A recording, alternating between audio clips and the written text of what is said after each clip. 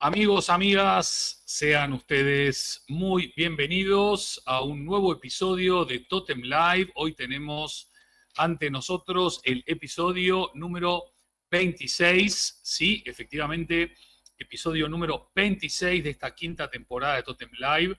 Y hoy, como cada uno de estos episodios de esta quinta temporada, un lujo que nos vamos a dar quienes tenemos la suerte de trabajar aquí en Totem, entrevistando a estos invitados extraordinarios que tenemos la suerte de tener aquí y que además ustedes tienen la suerte de que ellos tengan este compromiso, esta generosidad de venir a compartir sus historias, su conocimiento, su trayectoria. Hoy vamos a hablar con una persona súper interesante. No tuve la suerte de estar cara a cara con él hasta ahora, aunque nos conocemos de voz, de personas en común desde hace mucho tiempo. Una persona que entiende muchísimo de moda, de branding, de negocio, de comunicación. Un colombiano muy top, muy famoso, al que admiramos muchísimo y al que vamos a darle ahora mismo un pase para que se sume a este escenario de Totem Live. Sí, señoras y señores, don Saúl Valero, muy bienvenido. Andy, no, muchas gracias a ti y por esta invitación. Realmente me siento muy honrado de compartir contigo tu Totem Life. Siempre había anhelado desde hace mucho tiempo haber sido invitado, obviamente, por el nivel de los invitados que tienes y bueno, pues para mí es un honor realmente acompañarte hoy. Lo mismo, lo mismo. Gracias por tu tiempo. Sabemos que tu agenda está explotada, pero bueno, la verdad que siempre en esta carrera contra el tiempo, encontrar huequitos para conversar, para dialogar, son un regalo y más cuando tenemos la suerte de conversar con un fenómeno como vos. Saúl, ¿quién es Saúl para ti? ¿Quién es Saúl Valero para Saúl Valero? Pues Andy, esa la pensé mucho, la verdad, y creo que llego a una conclusión y es que soy un aprendiz, simplemente. Es decir, llevo pues cerca de 20 años en la industria de la moda, específicamente en el lado más que tiene que ver con el retail, pero la moda es un negocio tan cambiante y la moda, a diferencia, pues todos los sectores cambian, pero la moda evoluciona a unas velocidades muy rápidas de cara al cambio de los consumidores. Entonces, una cosa, Andy, era la moda de mi papá, que perseguía marcas de calidad y para él lo importante eran las marcas que tenían calidad, durabilidad, en fin.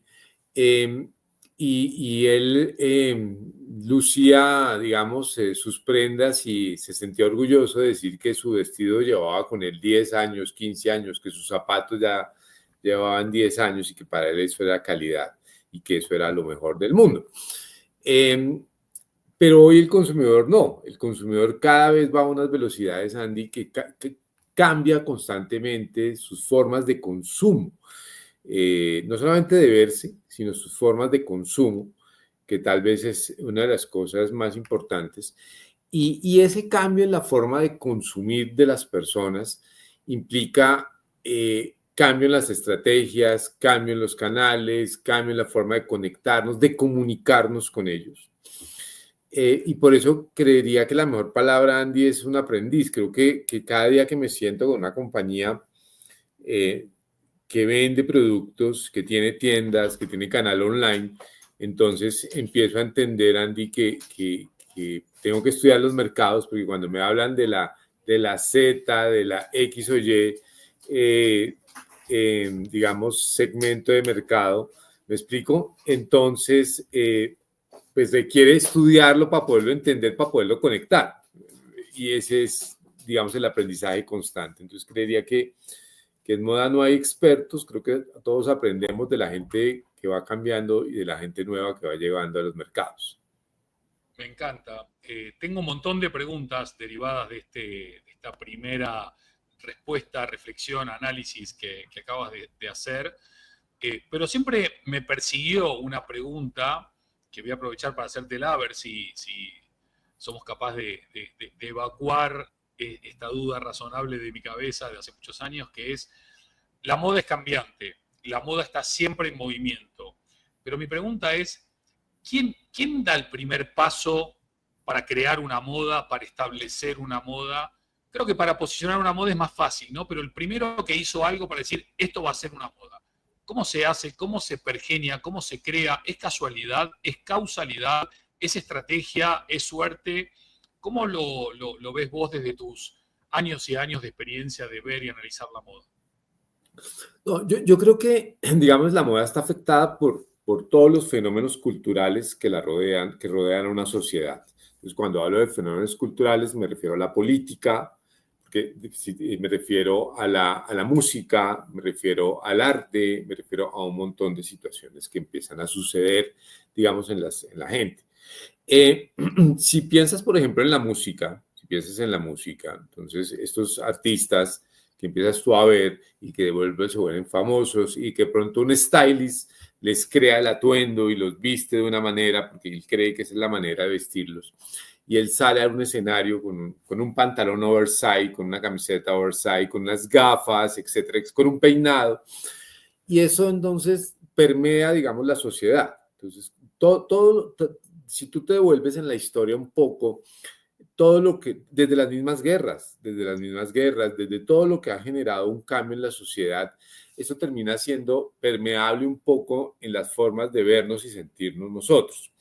Son los diseñadores quienes toman esos elementos a través de, digamos, del estudio del comportamiento de las personas, de alguna manera, y los llevan realmente y los ponen, los convierten en prendas, los convierten en una forma de expresarse de la sociedad. Digamos que si tú al final la moda es una expresión de la sociedad. Cuando te piensas en los 70s y piensas en esta moda un poco hippie, etcétera, los hombres de pelo largo, las mujeres de minifalda, etcétera, etcétera, es una expresión del sentir de la sociedad, de la libertad, de ir en contravía de lo que sucedía en ese momento en el mundo, me explico, y de expresarse. Entonces, digamos que la moda es esa expresión realmente. A veces las personas piensan que la moda es pues simplemente hacer ropa y ya, y que es una industria lo suficientemente light, pero no, al contrario, la moda expresa los deseos de las personas, son cambiantes con todo lo que les afecta, la política, la economía, las guerras, las depresiones,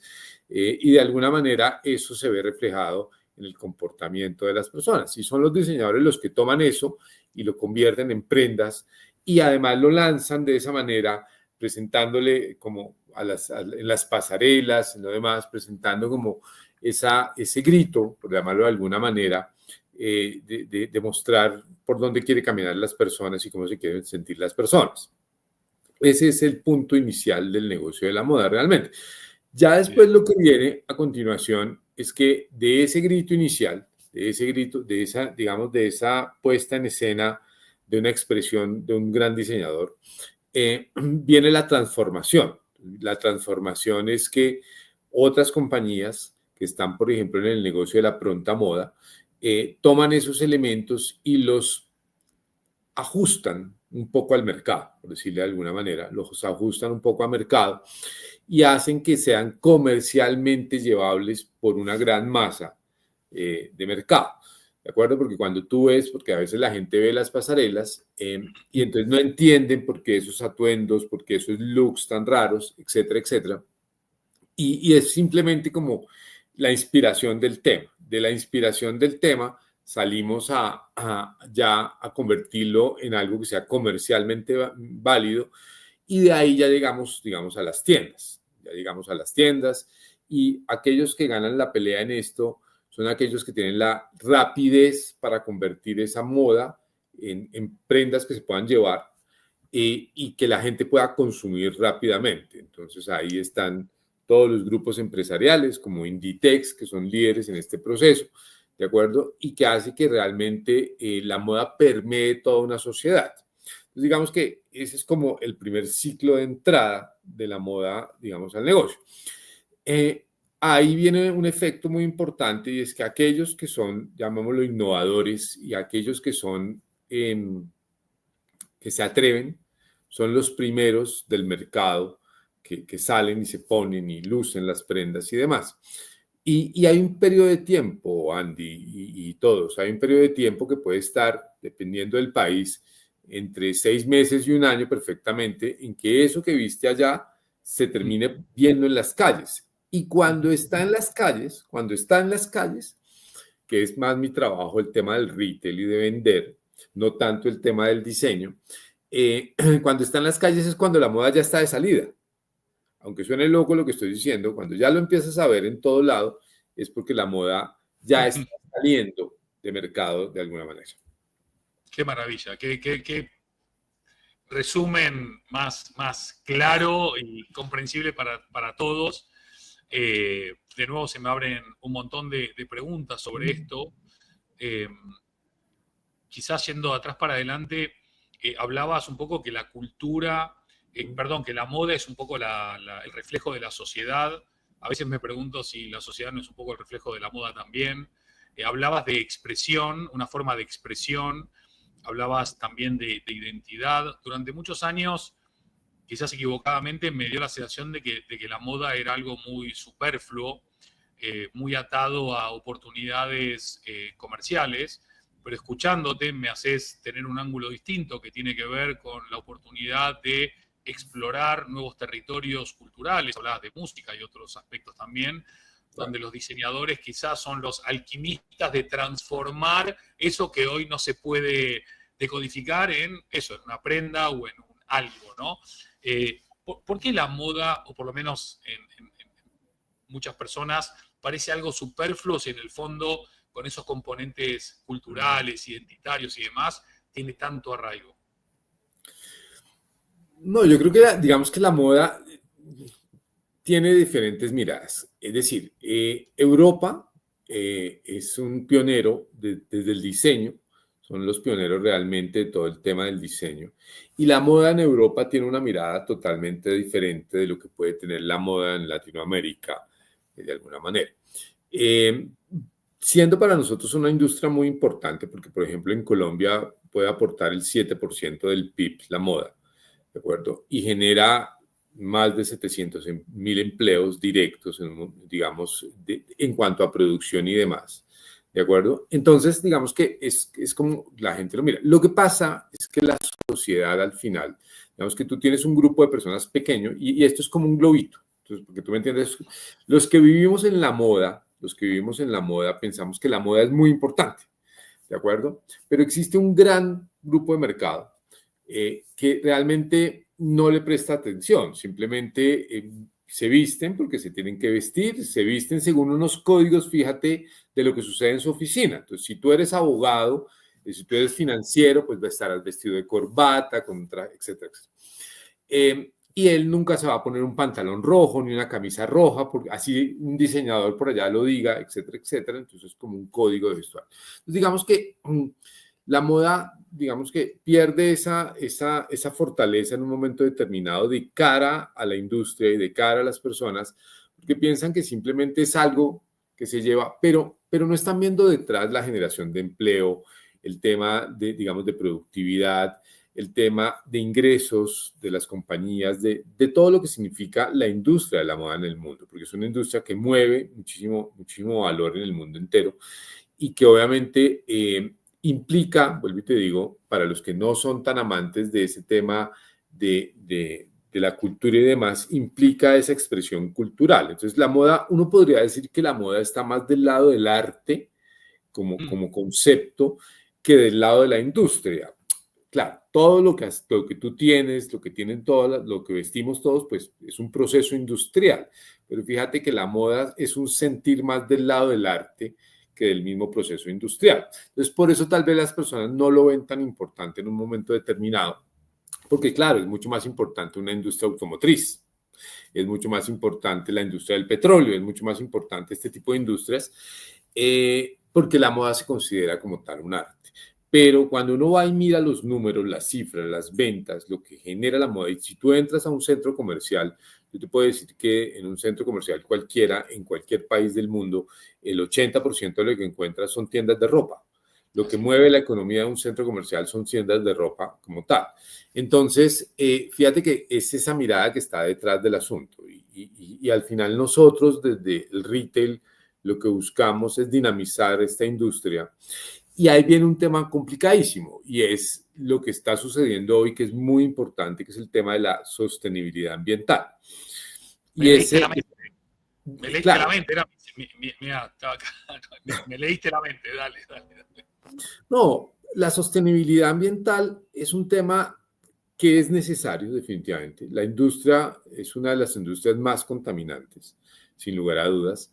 Eh, el tema es que el consumidor todavía no está preparado para. Entonces, la gente en América Latina específicamente aún no está preparada económicamente para pagar por una prenda mucho más valor pensando en el tema de la sostenibilidad. De Es acuerdo. sin lugar a dudas el camino.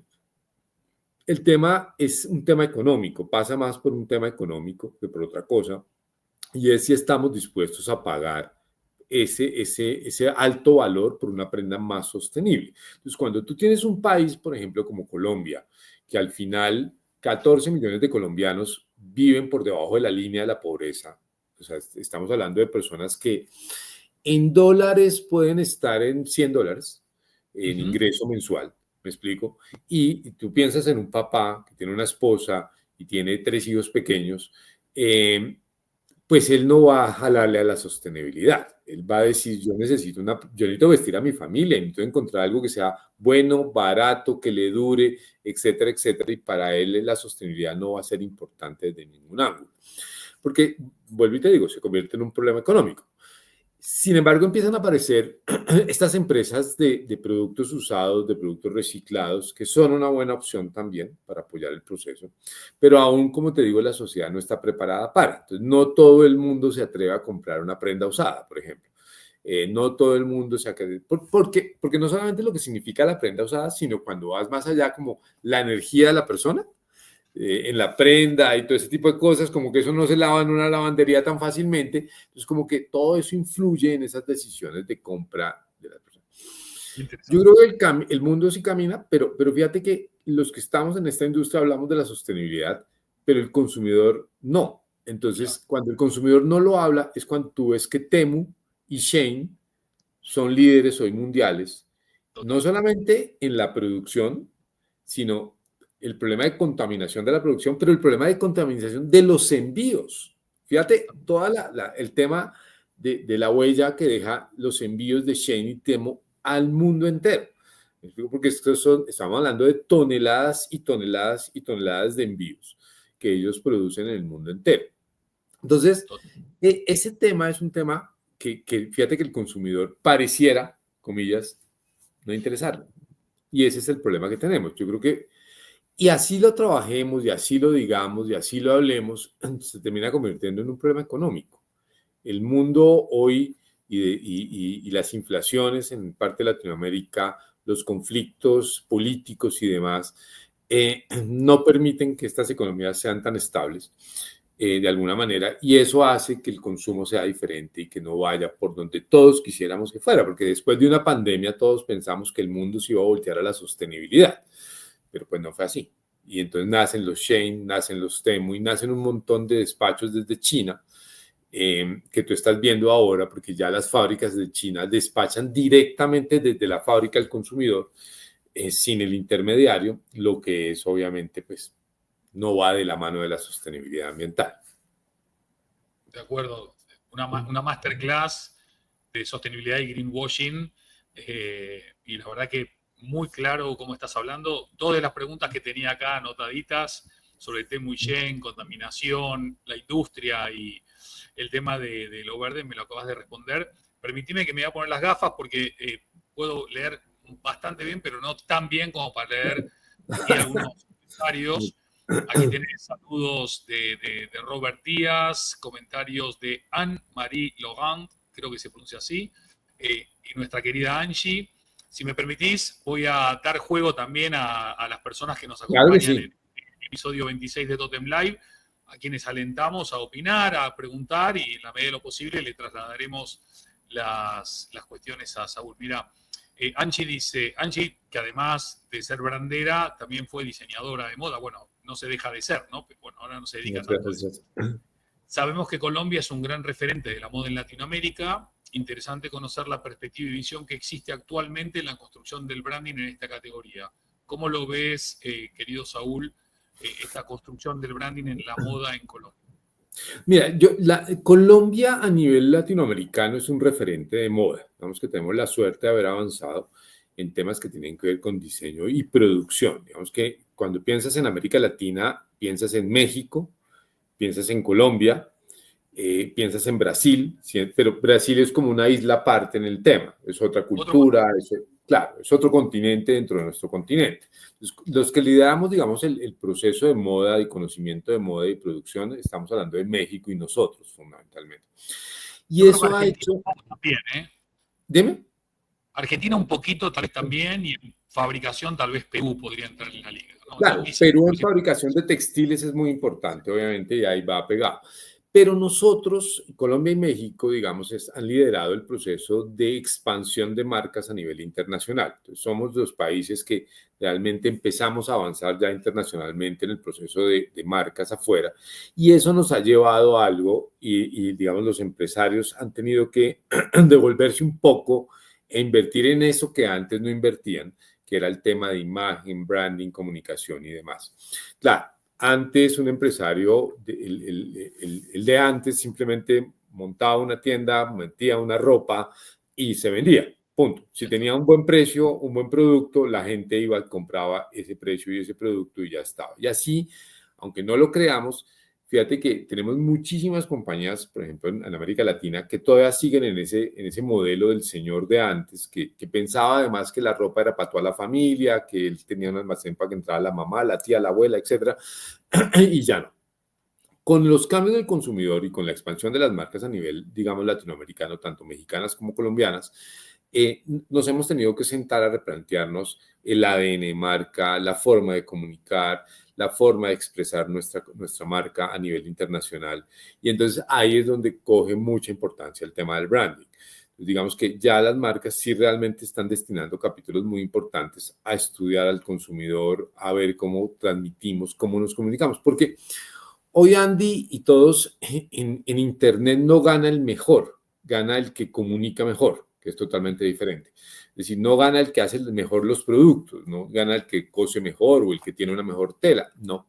Gana el que comunica mejor su marca. Y eso es parte del branding y ahí ya nos estamos esforzando todos por entrar en este nuevo ciclo que realmente, fíjate que creció desde pandemia.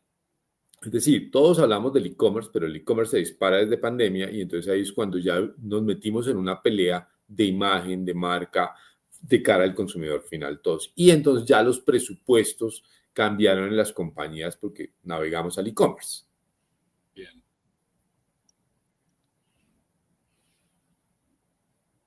Ese es más o menos el tema, la importancia del branding. Bien. Permitime que me vuelva a poner las gafas. Aquí Anne-Marie dice que, bueno, Totem Live es un muy buen espacio, coincido plenamente con ella. En este mercado de moda, la clave está en fomentar una cultura donde la moda no sea sinónimo de consumo excesivo, sino de identidad, creatividad y responsabilidad. Considero que la tarea debe liderarla las empresas con soluciones creativas para tal fin. ¿Qué opinas al respecto, Saúl? No, de acuerdo con Anne-Marie, creo que lo dijimos mal, pero bueno, con Anne-Marie, de acuerdo totalmente con ella. Es una tarea que todos tenemos que hacer, liderar la creatividad, liderar la innovación, trabajar todos en el tema de la sostenibilidad, y esa es la tarea definitivamente. El tema es permear en el consumidor, porque al final, fíjate y nos pasa mucho, nosotros en la agencia, nosotros somos una agencia que es Mela Agencia, y trabajamos con emprendedores. Entonces, digamos que cuando vemos las tasas de deserción de los emprendedores que están en el lado de la sostenibilidad, pues son muy altas. Y la razón es muy sencilla, Andy, y es que yo puedo tener una buena idea, puedo tener una buena intención, puedo tener muchas ganas, pero si no vendo, no sostengo la compañía. Entonces, ese es el problema. Entonces, digamos que el porcentaje de deserción de estas compañías es muy grande porque no logran penetrar el mercado como esperan y no logran que la gente realmente esté dispuesta a pagar mucho más por ese tema de la sostenibilidad, que es muy importante. Entonces, creo que es un proceso y creo que vamos todos en el mismo camino de alguna manera. El tema es, digamos, lograr convencer un poco más al consumidor y lograr que el consumidor... Yo creo que el proceso va a funcionar el día en que las prendas con sostenibilidad se acerquen mucho más Claro. digamos, a la pronta moda en precios. Entonces ya ahí va a haber una decisión mucho más fácil de tomar, pero cuando hoy una prenda te cuesta el doble por ser sostenible, pues ahí la gente un poco en América Latina se frena. Claro, seguramente algunas personas estarán en un círculo social que lo apoya, que lo mira, pero cuando tú vas realmente a la masa, al grueso de la masa, pues te das cuenta que no es así. Y cuando vas y le preguntas a una persona que le compra a Temu, que le compra a Shein, y eso es una prueba absolutamente irrefutable, la respuesta es, pues, Saúl, es que está baratísimo. Esto no lo compro en ninguna parte en $5 y en $10. Entonces, esto está baratísimo. Y el tema de sostenibilidad, no, eso no va a pasar nada. Yo sigo comprando porque es que me funciona, ¿me entiendes? Entonces, pues, ese es un tema. Comparto con Don Marín y yo creo que vamos en el camino. Hay que seguir Bien. trabajando. Sí, a mí uno de los cortocircuitos que se me generó hace un tiempo cuando empecé a estudiar para tratar de entender y comprender un poco más a la generación Z, una de las banderas de la generación era la sostenibilidad, la protección del medio ambiente, el cuidado del planeta, pero también son los principales consumidores de Temu y Shein. Entonces decís, ¿cómo pueden las dos cosas darse de la mano? O sea, no es que es un oxímoron, es que es imposible. O eres una cosa o eres las dos cosas no pueden ir de la mano, ¿no? No, Entonces, no. eso por un lado. Y por otro lado, en Colombia, respecto a lo que decías, ¿no? Del que no comunica no existe, justo el año pasado, en una conferencia muy grande de retail en Cali, conocí a Nati London, que es una diseñadora exquisita, espectacular, me encanta lo que hace y cómo lo hace, pero una de las cosas que me llamaban, bueno, no es que me llamó la atención, me pareció muy bien hecho, es que aparte de un diseño extraordinario y un branding muy cuidado, tenía dos sombras que eran dos personas de su equipo de social media que eran casi su extensión, ¿no? Igual que uno tiene hoy a ChatGPT como la extensión de uno, su equipo de digital no se separaban de ellos, ¿no? Hoy por hoy, la combinación de buen branding, buen producto, buena comunicación, o sea, hoy no hay una cosa por encima de la otra, ¿no? Entiendo que vos hablás de un círculo virtuoso donde todo tiene que estar combinado Claro. para poder crecer y sostenerte en el tiempo. Es un 360. Y mira, y voy a decir una cosa que voy a sonar y seguramente los que están acá van a decir, Saúl está loco. Fíjate que al final uno puede vender lo que sea por internet. Uno puede vender lo que sea por internet. Simplemente es cómo te comunicas y ya está. Y cómo es tu imagen realmente. Y al final en la moda tiene una característica. Si tú vendes una prenda de $5, hay quien te lo compre. No va a dura, como digo yo, 3, 4 lavadas, con mucho cuidado y ya está. Pero hay quien lo compre y no hay quejas, ¿me entiendes? Es decir, cuando me compro algo de $5, pues yo ya sé que me va a durar 3, 4, 5 posturas y ya, y sale del asunto. Entonces, fíjate que hay mercado para todo, más allá de o sea, aparto la sostenibilidad, que es muy importante, y me vengo al mercado y digo, hay mercado para todo tipo de producto, feos, bonitos, etcétera, etcétera, y la gente compra de todo, sin importar. Entonces, digamos que yo puedo tener el producto super premium de high ticket, pensado con un storytelling, con un branding, etcétera, etcétera. Listos. Pero yo personalmente asesoro muchos empresarios en Latinoamérica que ni branding, ni como nada, simplemente un producto bueno a un precio ideal y lo ponen en foto en blanco, en gancho, y la gente compra, compra, compra, compra. Punto final. Entonces, es un tema de cómo comunicas, de a qué mercado te estás dirigiendo en el negocio. Y hay espacio para todos. Digamos que la moda tiene digamos que la moda tiene una cosa maravillosa y es que permite fácil el acceso de personas que quieren ingresar a este sector. Entonces yo siempre le doy una recomendación a los emprendedores muy, muy nuevos que no conocen de telas, que no conocen de confección, que no conocen de nada de ese tipo de cosas y que me dicen, quiero estar en la moda, Saúl, y quiero hacer algo. Entonces yo le digo, mire, lo mejor por donde usted puede empezar no es matarse a producir porque usted no sabe de telas, no sabe de confección, no sabe de hilos, no sabe. La recomendación que siempre le doy es compre y venda, compre y venda. Entonces, vaya al mercado mayorista. En el mundo hay mercados mayoristas. En Bogotá hay una zona que se llama San Victorino, que es la zona donde están los mayoristas, los que venden al por mayor. Vaya a ese mercado mayorista, ahí hay buenas cosas de todo nivel. ¿Listo? Así como en Los Ángeles está el Fashion District, así como todo. Vaya a ese mercado mayorista, compre productos, comuníquelos. O sea, esfuércese en el branding, en la fotografía, en la comunicación, en todo ese rollo. Comuníquelos y véndalos. Y ya. Y si usted es capaz de vender, después sí piensa en producir. Bien. Pero lo que no puede hacer es producir, echar tijera, como digo yo, y luego ver si vende. Porque ahí es cuando terminan estoqueados, inventariados y terminan quebrados.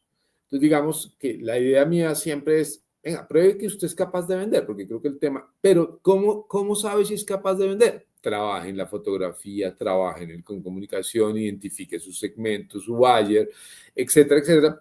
Que si usted comunica bien, la gente le compra. La gente le compra. Obvio, tiene que tener una estrategia de social media detrás, un trafficker, una pauta, etcétera, etcétera, pero la gente le va a comprar. Y voy a contar una infidencia, que espero no la escuchen muchos. Yo he ido personalmente con diseñadores a comprar al mercado mayorista productos que luego cogemos, que no está mal, y le ponemos un bordado, le ponemos un detalle, le ponemos y lo vendemos 5 y 6 veces más el precio en que lo compramos al otro lado, fundamentalmente. Y eso es parte del proceso, realmente. Por supuesto. Entonces, digamos que yo creo que la moda tiene eso, que cabe mucha gente, si la gente lo sabe hacer. También tiene que hay muchos que se frustraron en el proceso y se quedaron con unas colecciones, se quedaron con los inventarios, porque se concentraron más en el producto que realmente en la estrategia. Y realmente, digamos que hay una frase de Porter que dice que es más importante, no, hay una frase que dice que la estrategia antecede a la estructura. Primero hay que pensar cómo vender antes que pensar en tiendas, almacenes, etcétera, etcétera. Qué maravilla. Hablando de jóvenes y hablando de educación también, hay una entrevista tuya que se me cruzó el otro día en la que hablabas de que el trabajo técnico había decaído, que nadie estudia patronaje, ¿no? Y uno cuando ve las biografías de los grandes de la moda mundial, creo que una de las cosas que uno más aprecia de esas películas es cuando están en el estudio, ¿no? Con la aguja, ¿no? Con la tijera, ¿no? Con la tiza, toda esa parte más que uno tiende a asociar con la moda de toda la vida, que es una moda muy artesanal, muy hecha a mano, ¿no? El fast fashion de ahora, de apretar un botón y que la máquina empiece a escupir cosas, ¿no? ¿Hay una posibilidad de recuperar ese trabajo manual? ¿La gente está dispuesto a valorarlo, a apreciarlo? ¿O la ola del fast fashion, súper accesible, súper económica, de poner y tirar, está llevándose todo puesto? No, digamos que la pregunta está en dos sentidos. Uno, y es si la gente joven quiere producir, es decir, aprender el arte de. Y ahí tenemos un problema. Digamos que ya cuando tú vas a una planta de producción, son señoras ya que superan los 40, los 50, los 60 años de edad, los que están frente a las máquinas produciendo realmente. No encuentras gente joven en el lado de la producción. ¿De acuerdo? Entonces ahí viene un problema. No les gusta el lado de la producción, no se sienten. Entonces, eso sí nos está generando un problema en todo, porque una de las mayores, digamos, situaciones que tenemos en América es la falta de mano de obra para la producción. Y ahí estamos como entrando en un jaque mate, porque no tenemos dónde tener talleres productivos realmente. Aquellas empresas que realmente se esfuerzan por los pagos realmente justos, por darle una mejor vida a las personas, logran mantener estas grandes fábricas de producción. Entonces, digamos que ahí tenemos un problema, el joven. Y lo segundo que nos está pasando, como creería que todas las industrias, el joven está encontrando más facilidad en los ingresos a través de de volverse influencers, de volverse generadores de contenido, me explico, que de tomar una máquina de coser y sentarse al frente a una máquina de coser. Entonces, digamos que en ese lado de la producción sí estamos teniendo problemas y ahí, digamos que la mano de obra nos está haciendo falta. En el lado del consumo, la gente se aprecia realmente los detalles, los terminados, los hechos a mano. Es el consumidor, digamos, que aprecia la moda, sí está dispuesto a pagar un mayor valor por ese trabajo sobre las prendas. Digamos, el bordado, etcétera, etcétera. Todo ese tipo de cosas son increíblemente apreciadas por los consumidores. El problema que tenemos es que estamos cada vez más sin quien produce realmente y la gente joven no se quiere meter a estar detrás de una máquina, a producir detrás de una máquina y ahí viene un problema que realmente pues seguramente va a dar más espacio a los temas de pronta moda y demás porque es la automatización y las grandes máquinas que van a tener que terminar supliendo las necesidades de las personas. Entonces hoy, cuando tú piensas en prendas sin costuras, pues es simplemente una máquina que desde el hilo saca la prenda. No tiene que pasar por un patronaje, no tiene que pasar por un corte, no tiene que pasar por una máquina de coser. Simplemente es, y en algunas prendas, por ejemplo, en el negocio de la ropa deportiva, las licras, ya hoy ves licras deportivas que no tienen costuras laterales y demás, listos, que son hechas desde el hilo en una máquina, se monta un tubo y ya salimos de la costura, o sea, de la señora con la máquina de coser ya salimos. Y entonces como que vamos derecho al consumidor a través del tema de la producción. Entonces la respuesta es, sí se aprecia, pero estamos perdiendo fuerza en la mano de obra. Y se suma esto tal vez a otra cosa que leí, que decías, no sé si este dato está actualizado o no, pero que aproximadamente en Colombia el 5% de las empresas de moda, solamente el 5% de empresas de moda capacitan a sus equipos o a sus empleados. O sea, quiere decir que casi el 95% no lo hacen. Entonces tenemos el desafío de la máquina, el desafío de la automatización, el desafío de China, pero no estamos poniendo valor en aquello que puede ser un diferenciador como nuestros costureros, nuestros patronadores, no sé cómo se llama, nuestros diseñadores, ¿verdad? Sí, digamos que ha habido un cambio en los últimos años frente al tema de la capacitación de las personas. Entonces estamos trabajando realmente en capacitar a los equipos, pero hoy, digamos, la capacitación está más dada en temas comerciales, en temas de servicio al cliente, en temas de, por ejemplo, asesoría de imagen en tienda, o sea, nos esforzamos.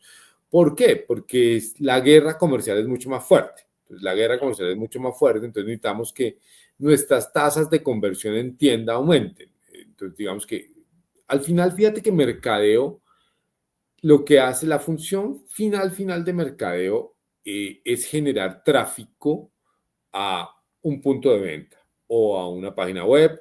Eso es lo que hace realmente mercadeo en el fondo de todo. Es decir, todo el 360 de mercadeo, la comunicación, la marca, tiene un final y es si soy capaz de llevar tráfico a ese punto de venta. Yeah. Cuando yo tengo el tráfico en el punto de venta, viene la tasa de conversión. Entonces necesito un equipo que sea capaz de convertir. Entonces, ahí es donde estamos trabajando mucho más fuerte en los procesos de servicio al cliente, de venta cruzada, de asesoría de imagen, para poder lograr, digamos, hacer ese servicio y lograr aumentar la tasa de conversión y de alguna manera, fíjate, competir con los grandes monstruos de la pronta. Es decir, cuando tú entras a un H&M o cuando tú entras al mismo Inditex, a Zara, a Bershka, cualquiera de ellos, o a Niclio, por ejemplo, pues no hay quien te atienda, fíjate. ¿Entiendes? Porque ellos ya tienen demasiado poder y entonces no necesitas... tú ves, como digo yo, unos niños, unos jóvenes, flacos todos, corriendo de un lado para otro con la ropa, pero nadie te atiende. Una de las formas de competir de nosotros los pequeños con superficies en venta más pequeñas, o sea, almacenes más pequeños, es esa asesoría. Es que tú entres. Claro, si yo quiero cobrarte un poco más y quiero que tú valores mi producto, pues ese tengo que atenderte, escucharte, acompañarte, sugerirte, y ahí es donde estamos trabajando mucho más fuerte en la capacitación. Digamos que hacen falta más entidades de gobierno, y eso ya es un tema de gobierno, que trabaje desde la base, desde la gente, para poder capacitar. En Colombia existe una entidad que es el SENA, Sí. quienes capacita la mano de obra. Realmente es la entidad que capacita la mano de obra. Pero ese esfuerzo debe ser mucho más amplio para todos los sectores, porque lo mismo me pasa a la moda, le puede pasar a los que tienen un taller mecánico, les puede pasar a todos los sectores. Y necesitamos más trabajo desde gobierno en la base de la capacitación de la fuerza laboral para que realmente podamos hacer industria. De lo contrario, pues no va a ser tan sencillo. Maravilloso. Estoy seguro que todas las personas que nos acompañan en este episodio con Saúl Valero están disfrutando a la vez que aprendiendo de la claridad comunicacional y conceptual que tiene de explicarnos cosas complejas de una manera fácil. Hace un ratito nomás hablabas de que muchos jóvenes prefieren el cortar camino, ¿no? Y ser influencers, youtubers, instagramers, tiktokers, antes que sentarse, ¿no?, en una sala de confección y todas esas cosas. Quizás una de las actividades que más alcance y más impacto tiene en redes sociales es la moda, precisamente. Y cualquiera habla de moda como si supiese de moda.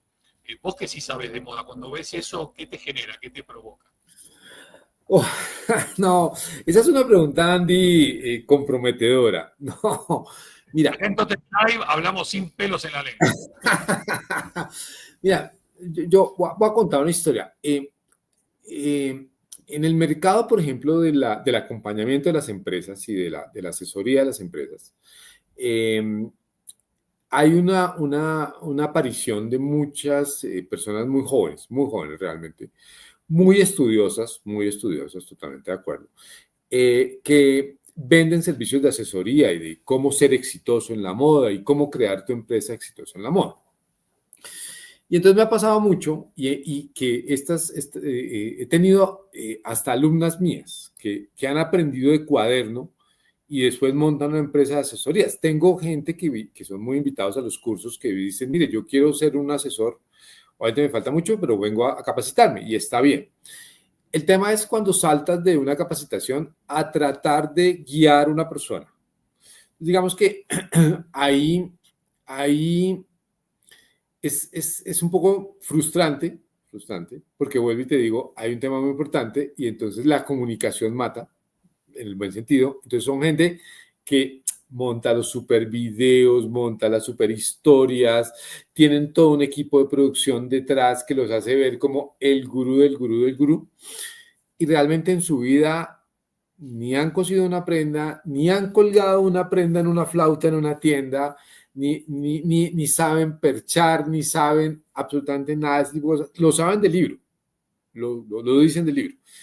Entonces creo que es un problema porque mucha gente cae en ese error de contratar y pagar por esos servicios que al final no les ayudan realmente en los procesos. Yo creo que, como en toda industria, Andy, existe la creatividad, la innovación y demás que la gente joven aporta, que son muy importantes, pero a la hora de tomar decisiones financieras, de construcción, de imagen, de muchas cosas que realmente de estrategia, en tu caso las canas, en el mío la falta de pelo, son importantes.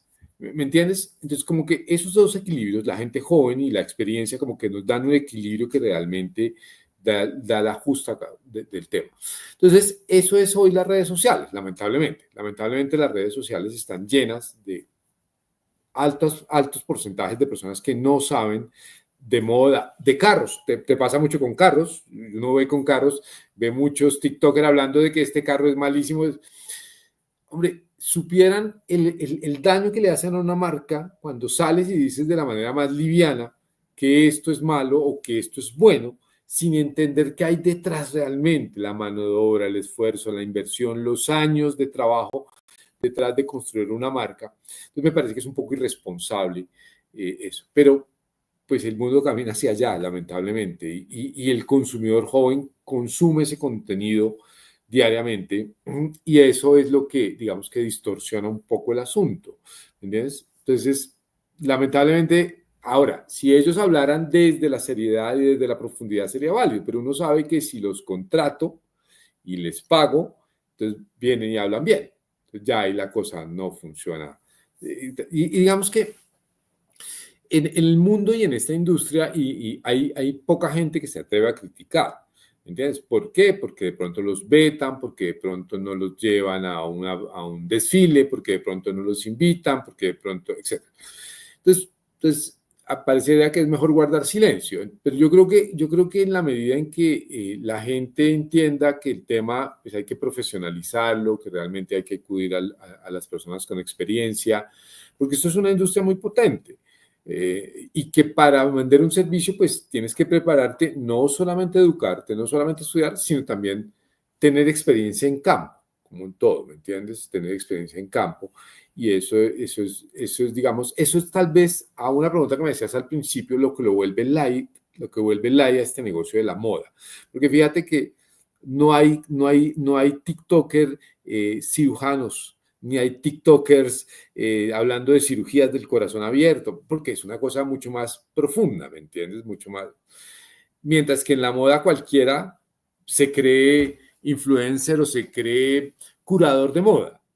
Ya, y sale y monta una red social y habla. Entonces, eso nos perjudica un poco y lo que te digo, y es un llamado a la gente joven a ser responsable con lo que dicen y con lo que comunican, porque detrás hay un esfuerzo, detrás hay gente, detrás hay familias, detrás hay gente que vive este negocio y la gente, por un comentario de alguien que sea muy conocido, por ejemplo, puede terminar destruyendo una compañía totalmente y eso es un problema. De acuerdo, de acuerdo.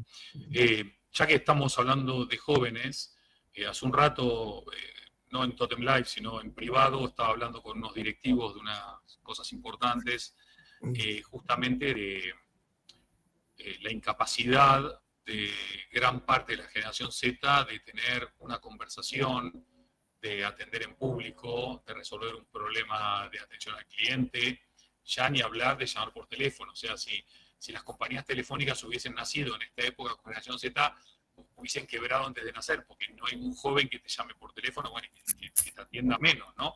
Entonces, un joven que esté apasionado por el mundo de la moda, que le guste el diseño, que le guste crear tendencia, tendrá que aprender a hablar, tendrá que aprender a comunicar, pero no solo delante de una pantalla o de un teléfono, ¿no? Como vos bien hablabas, al final el punto de venta es donde se juega el partido también. Sí, digamos que los cambios generacionales, y por eso te decía al principio que yo creo que somos aprendices de este tema, nos lleva a entender a la gente joven de una manera diferente. Yo no sé si sea bueno o malo, Andy. Es decir, no te puedo decir si sea bueno o malo lo que tú dices. Yo creo que si los teléfonos, empezando porque esto no se debería llamar teléfono ya, porque es que esto no llama, o sea, esto no es para llamar a nadie ya, nadie lo utiliza. Los jóvenes no llaman. De por sí yo peleo, y te confieso acá con la gente en la oficina, porque yo le digo, hable con el cliente. No, le voy a mandar un mensaje. Entonces yo no. Claro, no quieren hablar, no se animan. Llame. Entonces yo soy bravísimo, yo soy llame. No, Saúl, llamar no, porque llamar es como meterse en la vida del Señor. Uno tiene que primero pedir permiso para llamar. Eso no existía en mi época, uno cogía el teléfono y llamaba. No sé si sea bueno o malo, te soy sincero, pues es un cambio de generación y está bien. Pero si tú quieres tener una empresa de moda, realmente sí tienes que comunicar, sí tienes que salir, sí tienes que trabajar en cómo expresas tus ideas y cómo vendes tus ideas al mercado. Entonces, digamos que eso es parte fundamental. Una persona que no se pueda expresar adecuadamente es una persona que no tiene cómo venderle a alguien, porque al final, duro o no, todo esto se resume a un problema de ventas. Y la moda tiene algo, Andy, y es que el negocio de la moda no es si es bonito o feo, como te decía hace un momento, sino si rota. La palabra clave en la industria de la moda es la rotación del inventario. Si uno vende rápido a unos tiempos determinados, según el modelo de negocio en el cual uno esté, uno hace plata en el negocio de la moda. Y para vender hay que saber hablar, hay que saberse comunicar, hay que saber decir las cosas. Claro, alguien acá me va a decir, y tiene toda la razón, pero Saúl, yo monto una página web, monto una pauta digital y ya está. Ya está. Ya está. También tienes razón, ¿me entiendes? Y ya está, lo puedo hacer. Entonces depende un poco de lo que tú estés buscando. Y en la oficina me pasan muchas cosas. Llegan los diseñadores, los artistas, que yo les digo, bueno, ¿qué es lo que quieres? Porque ese modelo que estás montando, con ese precio que estás montando, pues tal vez no va a ser rentable tan rápidamente. Me dicen, no importa, Saúl, yo quiero dejar una huella en la vida. Te digo, bueno, listo. La huella nos va a costar 7 años de esto, ta. Si tienes plata para mantenerte 7 años, para invertir esto, para que hagamos las cuentas, démosle la huella. Pero si no tienes plata para eso, pues hay que salir a vender. ¿Sí? Y me vuelvo un poco más atrás. Todo el mundo piensa, Andy, que montar una página web, que tomar una fotografía, que contratar a un trafficker es sencillísimo y que eso es, y que monto un Instagram y la gente me va a comprar. Pues no. Las inversiones en construir una página web, en tener un trafficker, en tener una agencia digital, así lo hagas tú mismo, en tomar una buena fotografía, son altas inversiones. Entonces, ahí es cuando un gran grueso del mercado se queda de la moda porque dice, yo no tengo para tomar una fotografía solo. Y tengo, Andy, una historia que no sé si el tiempo no le dé, pero 2 minutos te lo cuento. Estamos bien, estamos bien. Una niña llegó hace muchos años a mi oficina y me dijo, quiero empezar. Entonces, digamos que pertenecía a un programa del lado social nuestro, donde apoyamos emprendedores sin ningún costo, porque pues, se han inscrito, son sabemos que no tienen dinero, etcétera. Entonces dije, bueno, yo te apoyo, pero pues, ¿cuánto tienes tú? ¿Cuánto podrías conseguir? Entonces la niña tenía unos recursos muy bajos, entonces empezamos a explorar gustos. Bueno, en fin, al final, Andy, produjimos, lo más fácil fue producir boxer es ropa interior masculina, no sé cómo se diga, en otros países, boxer, ¿listos? Suelto, no del ajustado, sino del suelto, bueno, con un concepto, con unos prints allá, etc. No importa. Entonces la niña se fue feliz a producir la cosa y volvió 15 días, un mes después a la oficina con 3 docenas de boxer, que fue lo que pudo producir. ¿Ves? Entonces me dijo, listo, Saúl, ya están ya aquí con calaveras, porque tenía todo un concepto y la cosa. Me dijo, ¿qué hacemos? Entonces le dije, pues irlos a vender. Y me dijo, pero Saúl, yo no tengo para fotografía, yo no tengo para montar página web. Le dije, no, vamos, ¿cómo se deben hacer las cosas? Entonces nos fuimos para un mercado. En Bogotá existe un sitio, tal vez los que están aquí, gente de Bogotá lo conoce, que se llama el 20 de julio. Para Andy tal vez será. El 20 de julio es una iglesia icónica, pero es una iglesia popular. Es una iglesia popular, rodeado de un barrio popular, estrato 1, 2, que tú me entiendas, y que la gente vaya a rezar muchísimo. Entonces nos fuimos para allá. Entonces llegamos allá. Entonces yo saqué de mi carro una valletilla, en Colombia es un trapo rojo, con el que limpias el carro, aunque una valletilla, y la puse en el andén, al lado de unos vendedores ambulantes. Entonces me dijo, ven, Saúl, ¿qué vamos a hacer? Y dije, pues vender.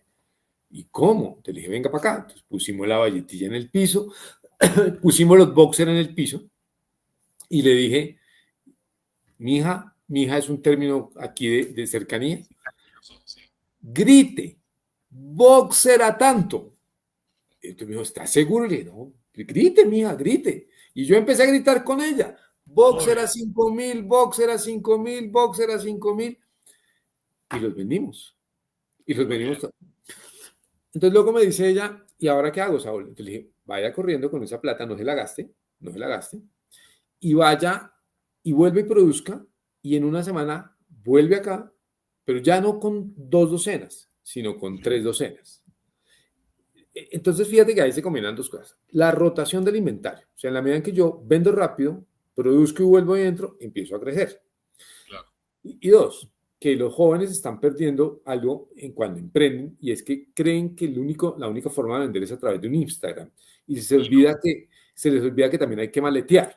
Este caso que te pinto es extremo, pero te puedo pintar un caso de no maleteo extremo como pero del maleteo de la diseñadora que no tiene plata, que pinta los bocetos lindos, que consiguió las telas y las pegó en la ficha técnica, el pedacito, y se fue para las empresas. Entonces me llama y me dice, Saúl, necesito que me abras la puerta en alguna empresa. ¿Tienes algún amigo que me ayude? Entonces le dije, sí, yo conozco una gente de una empresa de seguros y te pueden ayudar. Entonces me dijo, ¿me puedes ayudar a entrar? Le dije, sí. Entonces llamé, sí, la gerente te va a recibir. Y ella se fue con sus dibujitos, sus telitas, y la gerente le encantó, me encanta. Y entonces ella le dijo, mira, para yo poderte hacer el sastre, por favor, págame el 50% y yo te hago el sastre. Claro, con ese 50% compramos la tela, produjimos y le entregamos su sastre a las seis. Es otro nivel, pero es igual. Vender no es solamente por redes sociales y por página web. Vender también sucede en el mundo real, en la calle, cuando voy y toco la puerta de una persona, cuando le digo a una persona, a mis vecinos, a mis amigos, a los de la empresa, hago ropa, hago camisas, hago pantalones, hago zapatos, hago pulseras. ¿Me quiere comprar? Mire mi pulsera, vea, están inspiradas en, tiene esta historia, tiene esto que contarle a la persona. Y eso es parte del proceso. Entonces yo creo que eso no se puede olvidar. En Colombia hay una marca muy, muy chévere de dos jóvenes, bueno, hoy de un joven muy chévere que se llama Argento y Borbón, son zapateros, Argento y Borbón. Son dos jóvenes de muy buena posición económica. Y ellos en su primera etapa de ventas iban y lo visitaban a uno, a la oficina de uno, con una maleta de zapatos, de zapatos. Entonces él le preguntaba a uno, ¿cuánto calzas? Entonces yo no le decía tanto, y ellos llegaban con todos sus zapatos en esa talla y le contaban a uno la historia del zapato, de cómo lo hicieron, y uno al final decía, bueno, listo, venga chinos, venga, yo le compro, divino los zapatos, venga, yo le compro. Pero fíjate que esa parte se pierde muchas veces en la gente joven que no quiere comunicar. Total, total. Recién me estaba acordando, a mí me gustan mucho los mercadillos, porque me parece que son los mejores vendedores que hay en el mundo, son los que están en los mercadillos. Y me acuerdo de uno también que vendía ropa interior y el tipo gritaba, atracadme, atracadme, ¿no? Como diciendo que es tan barato lo que estoy vendiendo que es casi un robo. Vengan a robarme prácticamente es un regalo. Querido Saúl, entrando en la recta final de este episodio 26 de Totem Live, me quedan un par de preguntas y luego te voy a agradecer una reflexión, una conclusión, un mensaje de cierre. Una de las dos que me quedan es, what's next para la moda? ¿Qué es lo próximo? O sea, ¿qué predecís o creés o sabés que va a pasar en relación a la moda a partir de mañana mismo? No es una predicción buena y tiene que ver con un tema económico y con un tema político. Los aranceles de Trump, puestos y la guerra comercial con China. Y ahí tiene, a ver, te lo voy a tratar de explicar un poco y es que las grandes productores chinos, y volvemos a Shein y a Temu, estaban ganando el mercado por un tema que son los minimis. Los minimis son las franjas mínimas o los valores mínimos con que podías ingresar a un país, en este caso a Estados Unidos, sin pagar impuestos. Entonces, por ahí es por donde se estaba entrando todos los paquetes de Shein y Temu en un momento determinado. Entonces, cuando Trump cambia y pone el arancel y tumba los minimis, Shein y Temu pues, van a tener que subir los precios y ya se van a perder competitividad en el mercado de los Estados Unidos. De cara a América Latina, que es donde te puedo hablar yo, que es donde tenemos empresas, nosotros manejamos empresas desde Costa Rica hasta Argentina, o sea, tenemos empresarios que asesoramos. Lo que va a suceder es que al final los chinos no van a dejar de producir, Shein y Temu no van a dejar de producir y tienen que salir de ese mercado, porque además, si tú lo miras, ellos ya tienen producciones adelantadas de un año para atrás, es decir, ya eso ya se mandó a producir, eso hay que venderlo como sea. Y son estos países, lamentablemente, sin protección desde gobierno, porque no hay unas entidades fuertes que realmente tomen la vocería y digan, tenemos que poner un arancel, tenemos que trabajar en este tipo de cosas, ¿cierto? Entonces son estos países los que lamentablemente van a terminar recibiendo toda esta carga de producto chino, porque pues los chinos no van a dejar de producir y si los gringos no le compran, pues los que le compran son los latinos o o los europeos, o los africanos, o etcétera. Pero nosotros seremos seguramente el país de destino y es lo que estamos viendo. Entonces, de cara a la moda, es un tema complicado, que tenemos que enfrentar. Definitivamente el ingreso de estos productos a precio bajo con un consumidor que sigue comprando ahí, digamos que sigue esforzándose.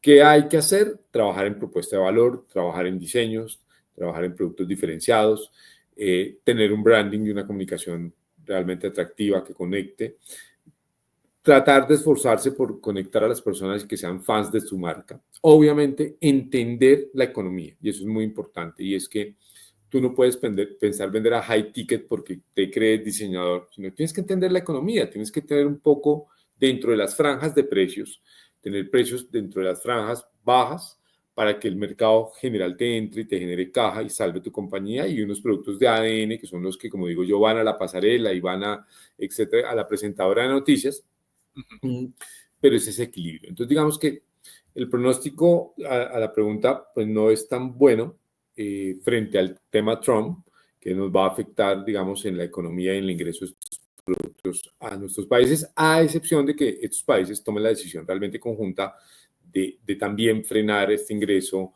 y bloquear un poco estos minimis y bloquear los productos poniendo aranceles a estos productos. Pero eso es un tema muchísimo más complicado de política internacional que tal vez no. Esa fue la primera pregunta, no me acordé de la segunda. La segunda no te la hice todavía. Hoy por hoy, la marca Colombia, a las marcas de moda de Colombia, ¿le suman, le restan o ni le suman ni le restan? No. Colombia es un referente en la América Latina, indudablemente en la moda. Fíjate que un país como Guatemala es un país que compra colombiano. Y tú vas a Guatemala y para ellos un producto premium es un producto colombiano. Entonces, sí funciona. La marca Colombia funciona muy bien en América Latina por su producción, por su calidad, y porque además en industria somos adelantados. En industria, por ejemplo, de ropa interior somos adelantados, tenemos buenas tecnologías. El negocio de las fajas es un negocio que lidera Colombia en parte de Latinoamérica. Y obviamente hoy es las fajas y todo este tipo de cosas que van muy de la mano del beauty, del cuidarse y todo ese tipo de cosas, pues están muy importantes. Entonces Colombia sí es un país referente. Alguien escribía, no alcancé a leer, que totalmente de acuerdo por ahí, Andy, creo que... Sí, acá tenemos a Anne-Marie, que está dejando un comentario totalmente de acuerdo contigo. El tema es una realidad en Perú también. Lo mismo pasa con las empresas con las que trabaja ella. B2B, mediano empresario, no puede sostener los costos, pero estamos trabajando en dar forma a proyectos pequeños que puedan generar impacto, manejo de agua, tintes, empaque. Gracias, Anne-Marie Logan, que no parece muy buena, pero gracias por compartir tu experiencia.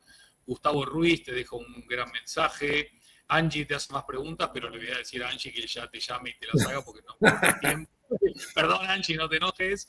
Robert Díaz también hizo muy buenos comentarios, que te invito luego a verlos cuando vuelvas a ver el live, si tienes ganas, por supuesto. Claro que sí. Claro que sí. Ahora sí, para ser respetuoso con tu tiempo y el de las personas que nos acompañan hoy, te quiero pedir completamente en vivo una reflexión, un mensaje, una conclusión, algo que no hayamos dicho que te hubiese gustado decir. Así que cámaras y micrófonos para ver y escuchar a Saúl Valero. No, lo que decía, agradecerte la invitación, me siento muy honrado de estar contigo realmente. La invitación es a trabajar con innovación, a trabajar pensando en un cambio de cara a los nuevos mercados, a entender que uno es empresario esforzándose día a día realmente y que eso que sucede hoy de subir tan rápido no es tan válido en nuestra industria. Entonces hay que trabajar con coherencia, hay que respetar, hay que ser sostenibles de alguna manera, así sea, o al menos ecoamigables, en lo que podamos ser ecoamigables. A pagar salarios justos a las personas que trabajan, digamos, en mano de obra, en todo este tipo de cosas. Porque yo creo que eso es parte de lo que todos podemos hacer por la industria. Y nada, yo soy vendedor, Andy, entonces a todos los que nos están viendo y a los que van a escuchar esto posteriormente, los invito a que también nos sigan en Melt Agencia, @MELT, Melt Agencia, que es nuestra agencia. Nosotros ahí somos del lado del retail y del negocio de la moda. Así que ya saben, y si alguno se quedó con alguna duda, nos contacta acá al equipo Totem y los ponemos en contacto con Saúl. Creemos, por sobre todas las cosas, más que en la competencia, en la cooperación, la colaboración, la co-creación. Y como ven, podemos estar entrevistando en Totem Lab a personas que pueden dedicarse a cosas parecidas a las que uno hace, pero no por eso vamos a dejar de entrevistarlos, porque de todas las personas podemos aprender, y si además personas como Saúl nos dedican un poquito de su tiempo y su conocimiento, esto es ganancia pura. Querido Saúl, gracias por tu tiempo, gracias a todas las personas que nos han acompañado en este episodio 26, no me quiero equivocar. Nos veremos muy prontamente en Colombia, en España, en Argentina, donde nos lleve la moda, pero de todo corazón, 1.000.000 de gracias. Y déjame hacer un pequeño anuncio, porque hoy es día 8 y nosotros celebramos todos los días 8 con 8 abrazos. Hoy, además de 8 abrazos, lo celebramos con un episodio doble de Totem Live, así que en exactamente media hora, en este mismo canal, vamos a estar teniendo otra entrevista muy interesante, muy diferente a la de Saúl. Quedan todos invitados. Saúl, enorme abrazo, muchísimas gracias de corazón, me ha encantado esta charla, este episodio, siento que aprendí un montón y te agradezco por la claridad. A ti, Andy, muchas gracias y gracias a todos por el tiempo que nos dedicaron. Hasta la próxima, ya saben, quédense conectados, que lo mejor está por venir. Nos vemos.